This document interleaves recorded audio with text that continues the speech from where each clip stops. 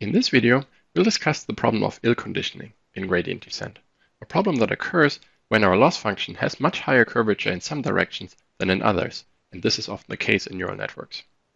In this video, to illustrate the concept of ill conditioning, we'll only use a simple quadratic loss function, but we'll see that ill conditioning can make even this quadratic loss function very hard to optimize, and that we can fix problems of ill conditioning by adding momentum or by using a preconditioner matrix.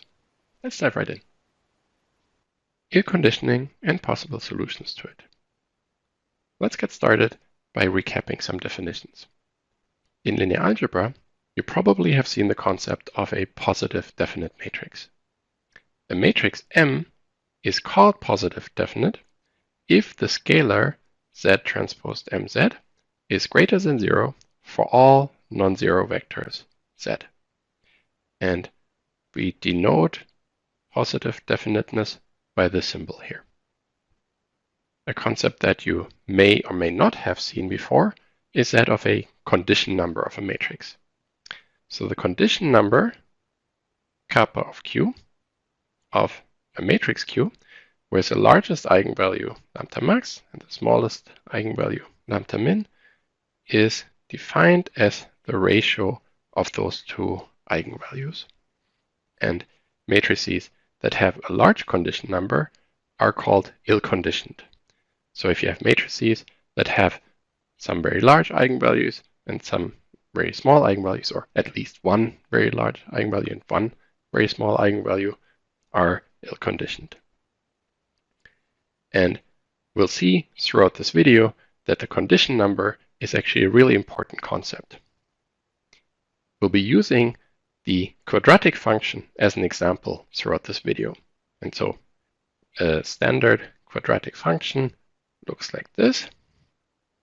So you have this x that is multiplied from the left and from the right to a q, where the q is positive definite and also symmetric. So the first derivative of f is then simply qx, and the second derivative, the Hessian, is q. And so for this particular case of the quadratic function, we can actually say something about the convergence properties of gradient descent.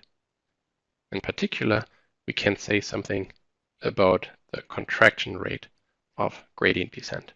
So what does this contraction rate mean? Well, we look at the distance of our iterate at step k plus 1 and the optimal value of our x and the difference of the two at the iterate before. So how far are we away from the optimal solution at step k and at step k plus 1? And at step k plus 1, we're guaranteed to be closer to the solution because this quantity here is guaranteed to be smaller than 1. But how much smaller than 1? Well, that depends a lot on the condition number. In particular, this condition number, kappa of q, well, it's at least 1. That is the case if the largest eigenvalue and the smallest eigenvalue are the same. Then the largest divided by the smallest is 1. And then you have the case where you have here k of q is 1 minus 1 is 0. So you have the fact that your solution at step k plus 1 minus the optimum is smaller equal 0, which means you have converged. You are at the optimum. So within one step, you will converge if the condition number is 1. That's of course very powerful, but the condition number being 1, that is the simplest type of function, where the maximum and the minimum eigenvalue is the same. So if you then have, on the other hand, a case where the maximum eigenvalue is very large and the minimum eigenvalue is very small, and your condition number is very large, then you have a large, then this green box here, this factor is a large number minus 1 divided by the same large number plus 1, which is still smaller than 1, but ever so slightly smaller than 1, and so your convergence can be very slow. The theoretical result that we've just seen also very much shows in practice. So here we have two quadratic loss functions, one with condition number 1 and one with condition number 9. The one on the left here has a dependence that is the same on both dimensions, x1 and x2. The eigenvalues in both directions are the same, and we have these perfectly circular level sets. In contrast, on the right side, we have a curvature that is much larger in this dimension than in this dimension. And because of that, the eigenvalues are also different. We have these level sets that are very elongated, and in that case, gradient descent actually does not work very well. So we see here the gradient descent just takes a single step to go to the optimum, because the condition number is 1, in accordance with the theory that we saw before. But in this right side, we see this zigzagging. The first step is in this direction rather than in this direction where you would like to go. And well, that is the case because the gradient direction is just orthogonal to the level set. And well, we're doing this zigzagging because of the difference in curvature. There is a larger curvature in this direction. And that's why we're doing the zigzagging and are not going directly to the optimum. So this was just an example with a condition number of 9 and 1. And well, here we see a plot that looks at all kinds of different condition numbers. So again, if we have condition number 1, then we take one step. But if we have something like a condition number of 100, then, well, we get about, well, more than 1,000, or actually more than 10,000 steps for this really simple quadratic loss function. And the only complication here is that, well, some dimension is much more curved than another dimension. So these ellipses are very elongated. But it's still a quadratic loss function. It's far, far, far easier than the types of loss surfaces that we see in deep learning. And nevertheless, gradient descent actually needs more than 10,000 steps in this function. Unfortunately, ill-conditioned problems are actually quite numerous. And, well, the class of ill-conditioned problems definitely includes all kinds of deep learning problems. Why is that the case? Well, in deep learning, some dimensions are much more important than others, and then typically our largest eigenvalue is much larger than our smallest eigenvalue. And, well, this ill-conditioning, as we just saw, causes this typical zigzag behavior. And, well, it is actually the biggest problem for gradient methods in practice, is to get around these condition number issues. And what we'll see now in the remainder of the video is two methods for actually alleviating this zigzag behavior.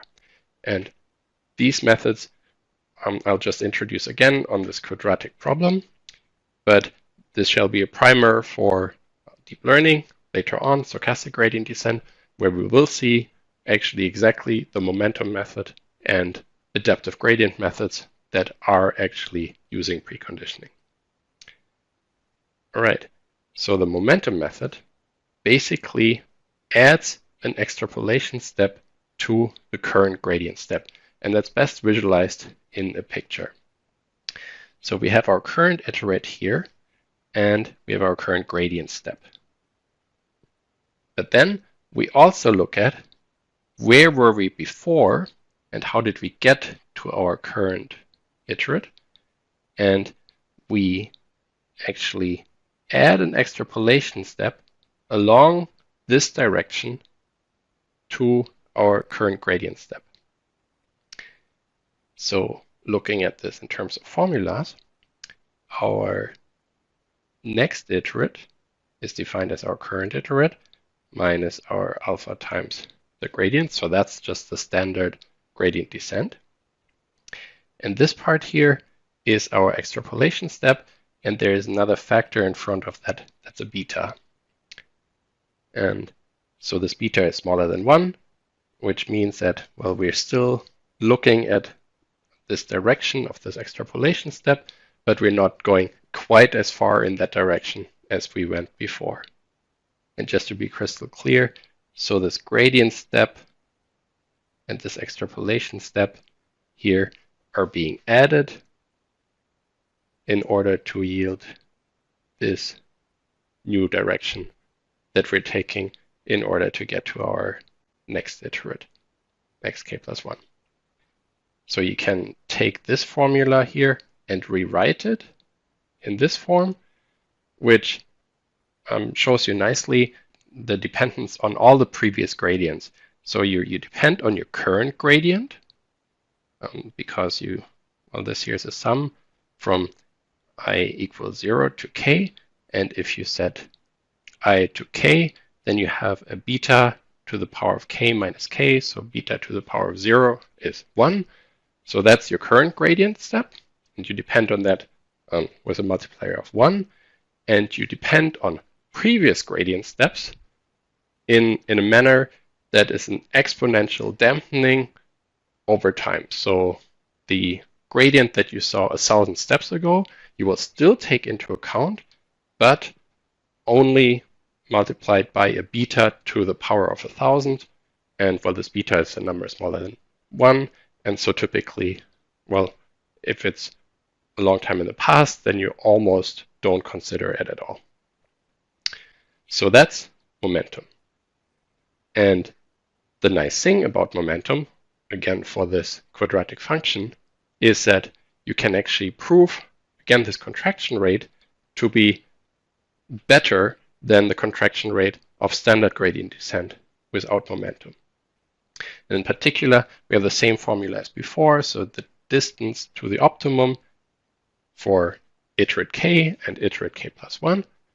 And the factor here in the middle, now that differs in that we have a square root here of the condition number minus 1 in the numerator and the condition number plus 1 in the denominator.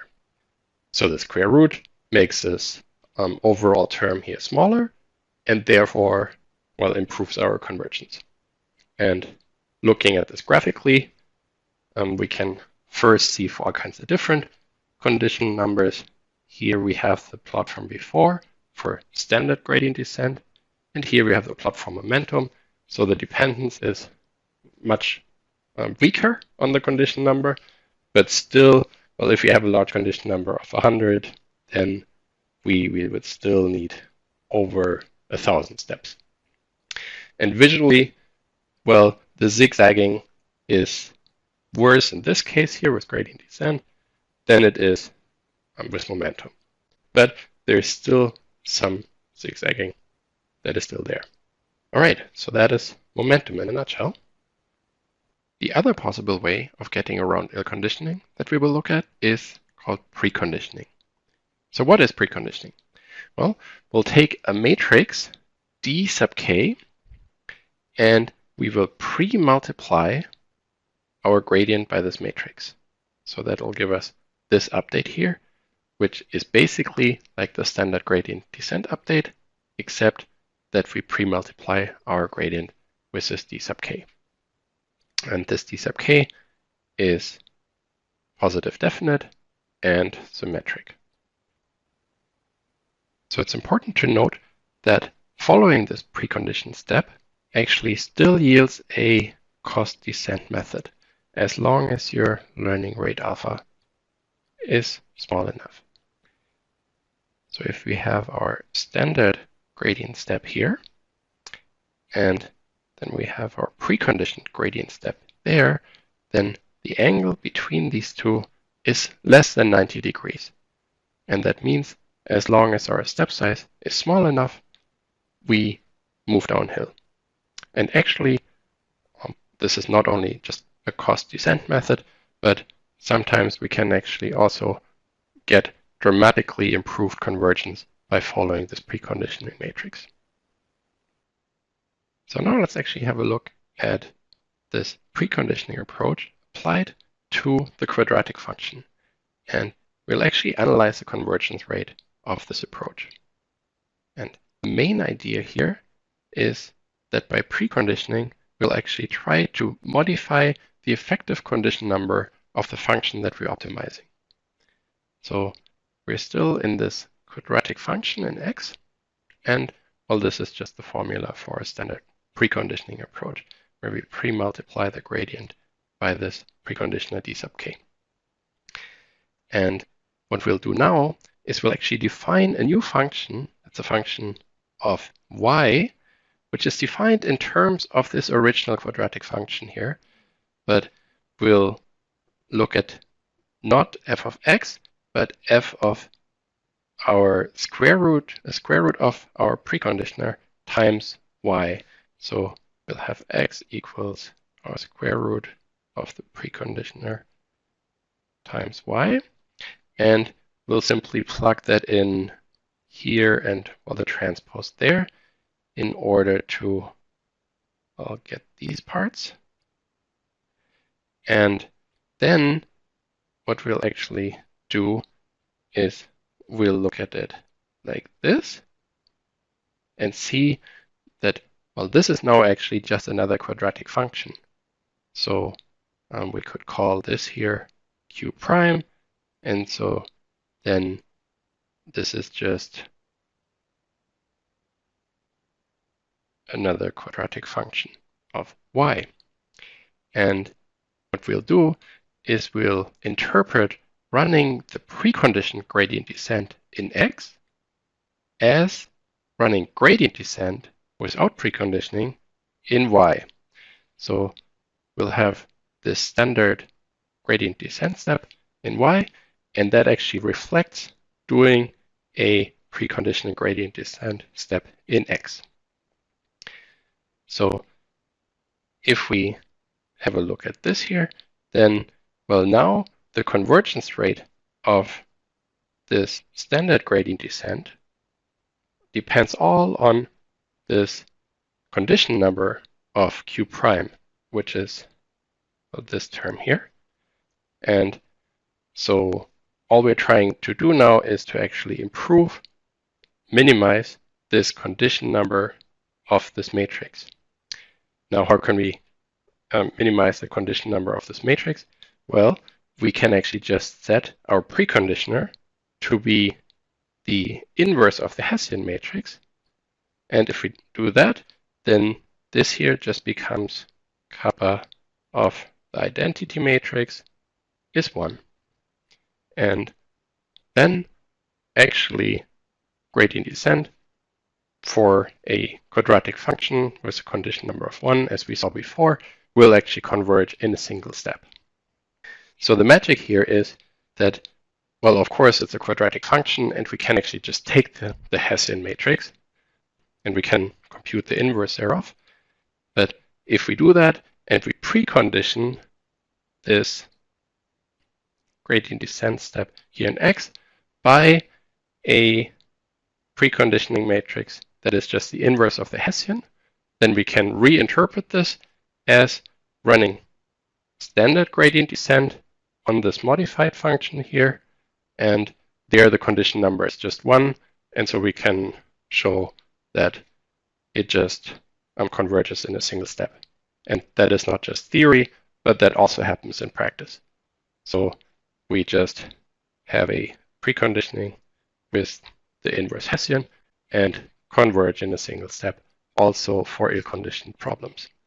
And in fact, well, this is just exactly Newton's method. For those of you who've seen that before in linear algebra or a course in numerical methods, Newton's method just is a gradient descent method with a preconditioner of the inverse Hessian. All right, that brings us to the end of this video. And as always, I'd like to leave you with some questions to activate the material for yourself. And I'd encourage you to pause the video here, and I'll see you in the next one. Thank you.